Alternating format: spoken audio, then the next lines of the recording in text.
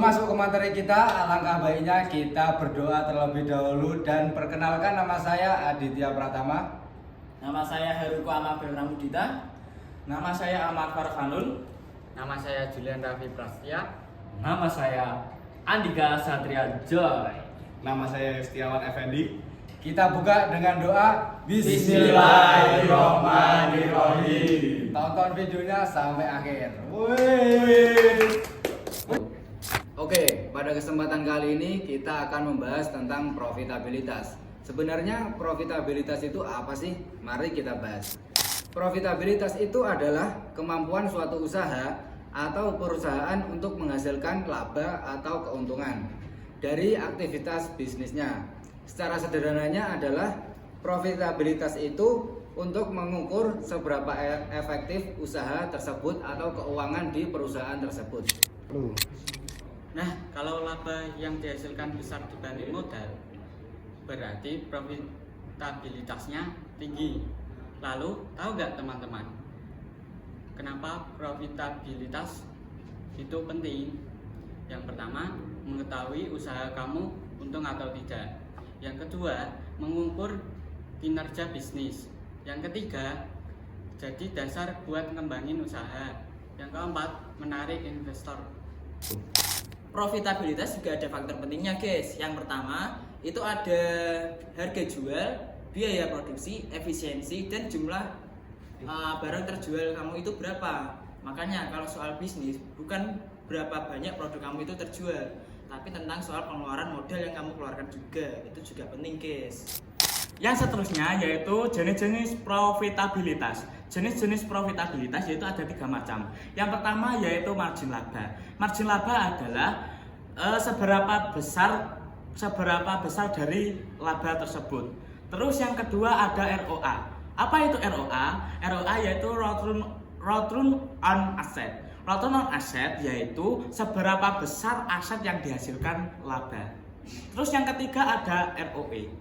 Apa itu ROE? ROE yaitu return on equity. Return on equity yaitu seberapa besar keuntungan dari modal sendiri.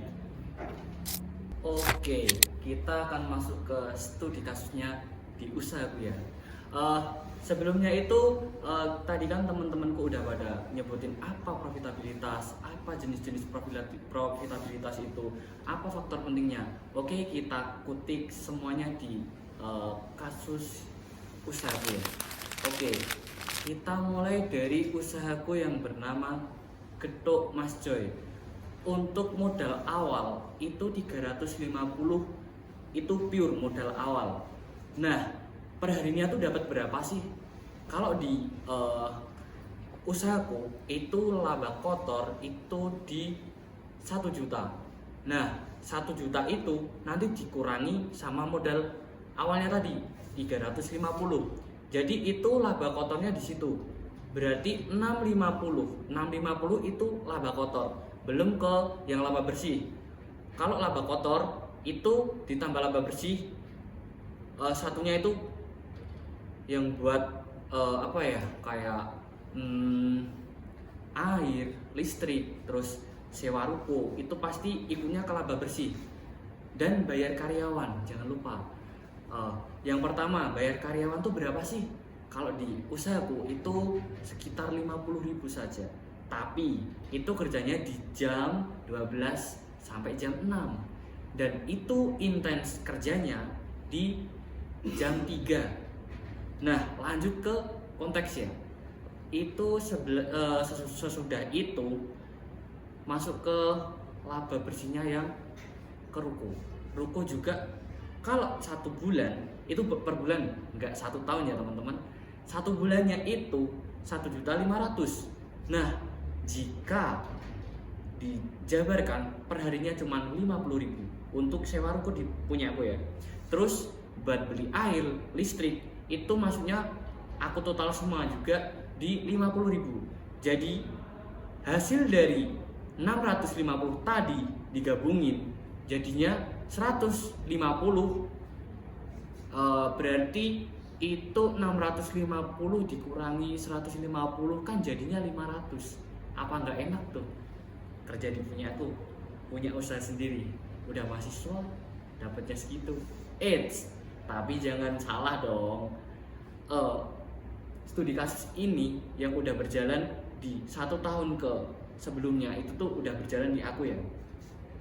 Oke, lanjut ke konteks lagi nih. Sorry, malah itu bahas ke usahaku sendiri. Nah, sesudah masuk di laba bersih itu masih ada lagi coy. Ada yang harus dihitung. Per harinya berapa, per minggunya berapa, per bulannya berapa, lalu untuk per tahunnya juga berapa. Oke, masuk ke per harinya tuh ikutnya 500 itu laba bersih. Nah, kalau 500 seminggu itu dapat berapa? Tapi kerjanya cuma 6 hari doang. Berarti kita hitung dulu. 500 dikali 6 itu ke 3 juta. 3 juta itu cuma 1 bulan. Salah, cuman 1 minggu. Nah, jikalau 1 bulan itu hasilnya cuma di 12 juta. Itu satu bulan ya teman-teman. Jangan salah. Meskipun usaha kecil-kecil juga hasilnya juga gede sih. Nah, lanjut.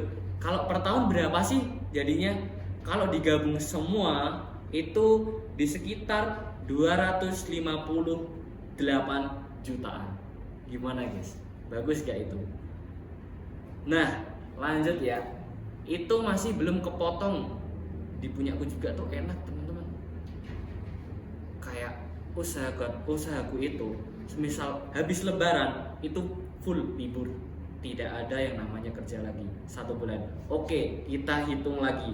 Yang awalnya cuman kerjanya 1 tahun itu sekitar 28 hari. Kalau dikurangin 30 berarti 258. Nah, 258 itu dikali 500. Jadi keseluruhannya itu di asetnya itu sekitar 129 juta. Jadi seperti itu yang aku kutip dari studi kasus usahaku ya guys. Nah, jadi dari semua penjelasan yang teman-teman saya jelaskan itu, kesimpulannya adalah profitabilitas itu ukuran kemampuan bisnis menghasilkan keuntungan. Satu pesan dari saya, profitabilitas perusahaan memang diukur dalam laporan laba rugi. Namun mesin penggeraknya berada dalam detak jantung orang-orang di dalamnya. Berinvestasi pada manusia bukan hanya tindakan etis, tapi adalah strategi bisnis yang paling cerdas.